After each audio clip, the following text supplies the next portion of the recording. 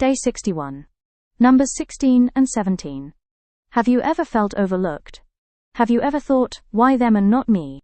Or perhaps you've watched someone in leadership and quietly said, I could do that better. Today we journey into one of the most intense and dramatic moments in Scripture. A story of rebellion, jealousy, divine confirmation, and ultimately mercy. But more than that, it is a mirror. First we see the danger of spiritual comparison. Korah was not an outsider. He was not a pagan enemy. He was not ignorant of God.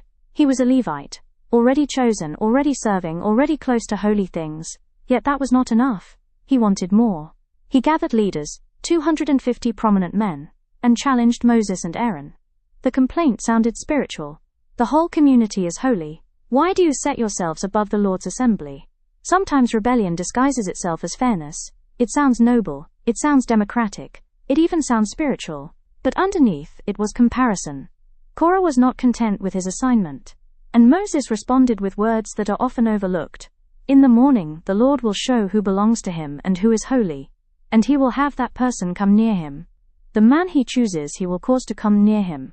Moses did not defend himself. He did not campaign. He did not argue on social media. He said God will decide. There is deep peace in that. When you truly belong to God, you do not have to force recognition. You do not have to manipulate doors open. You do not have to fight for visibility. God reveals his choices in his timing. Then comes a moment God tells Moses, say to the assembly, move away from the tents of Korah, Dathan and Abiram. Why? Because proximity to rebellion is dangerous. Sometimes God's instruction is not fight them. It is not argue. It is not prove them wrong. It is simply move away. Move away from toxic influence. Move away from persistent grumbling. Move away from voices that constantly undermine what God is building. Not everyone who stands near you is safe for your destiny. When the ground opened and swallowed the rebels, it was dramatic. But before judgment came, mercy gave warning. Step back. There are moments in life when distancing yourself is not pride, it is obedience. The next whisper was after the rebellion, when something unusual happens. The 250 men who offered unauthorized incense were consumed by fire. Their bronze censers, instruments of worship, were left behind. God instructs that those censers be collected and hammered into sheets to overlay the altar. The text says, so Eleazar the priest collected the bronze censers brought by those who had been burned to death, and he had them hammered out to overlay the altar. Why not discard them? Because even in judgment God redeems what was meant for him. The censers had been used wrongly, but they were still holy. This is powerful. Have you ever misused your gift? Have you ever stepped ahead of God? Have you ever allowed ambition to outrun obedience? God does not always discard what was once consecrated.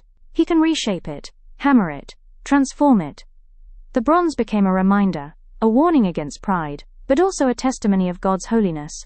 Sometimes your mistake becomes someone else's lesson. Even after such a dramatic judgment, the people grumbled again. They accused Moses and Aaron of killing the Lord's people. A plague broke out. And then Aaron ran into the assembly with incense and stood between the living and the dead. And the plague stopped. Read that slowly. He stood between the living and the dead. That is intercession. That is leadership.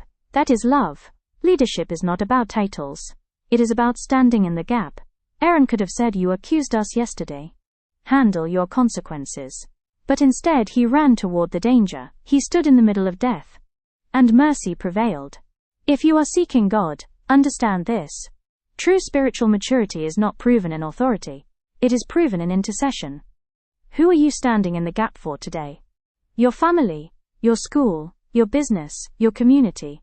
Sometimes the difference between life and death is one person willing to stand and pray. Later we come to the part where God says, the staff belonging to the man I choose will sprout, and I will rid myself of this constant grumbling against you.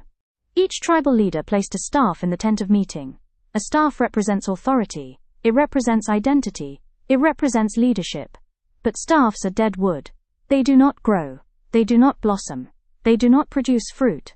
The next day Moses entered the tent and saw that Aaron's staff had not only sprouted, but had budded, blossomed, and produced almonds.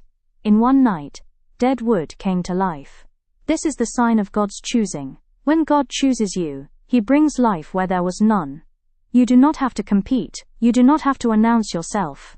You do not have to strive endlessly. The proof will grow. The staff did not just sprout, it budded, it blossomed, it produced fruit. That is process accelerated by divine favor. When God confirms something, it matures rapidly. If you are listening today and seeking God sincerely, here are 5 gentle truths from this wilderness story. 1.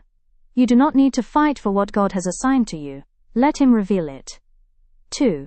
Distance from rebellion protects your future. Not every debate deserves your presence. 3. God can redeem misused gifts. Nothing surrendered to Him is wasted. 4.